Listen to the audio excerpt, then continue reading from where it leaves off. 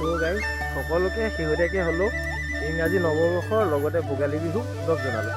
আৰু আজি যিহেতু উৰুকা আৰু উৰুকাৰ কাৰণে আমি মানে সৰু সুৰাকৈ এনেই এটা ভেলাঘৰ বনাম ধৰি গাইজ আপোনালোকক এতিয়া মই এনেকুৱা এটা বস্তু দেখুৱাম, বস্তুটো আপোনালোকে এবাৰ চাওকচোন।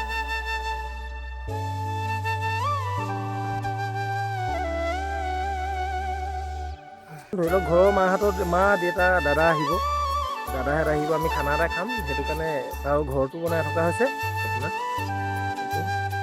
আৰু ওপৰত দিবলৈ আছে, ওপৰত যদি আমি দি দিওঁ, ওপৰত দি দিয়াৰ লগে লগে ঘৰটো আমাৰ হৈ যাব। আমাৰ ঘৰটোতো গাঁৱতে, আমিতো চেৰাপঞ্জী যাব নোৱাৰোঁ, সেইটো কাৰণে আৰু যিহেতু আমি চেৰাপঞ্জীলৈ যোৱা ফিল্ডটো লৈ আহিলোঁ আৰু প্ৰাইজ কি কয় পৰা ওলাই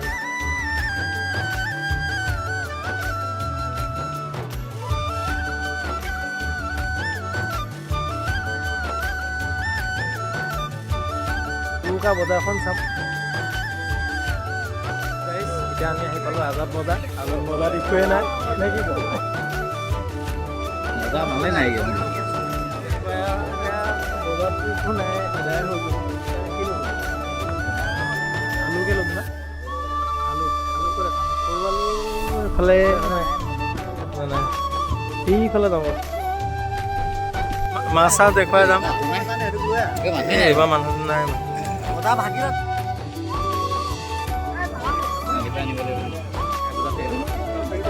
আলু ইয়াৰ পৰা লৈ ল,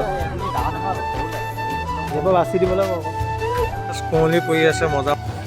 সৰু আলু লাগি আকৌ বাচি লওঁ আকৌ, ইয়াক বাচি ল'ব কওক। এই বাচি থাকিবলৈ মন যোৱা নাই, হাতটো ওলাবলৈ মন যোৱা নাই, সেনেকুৱা ঠাণ্ডা লাগিছে।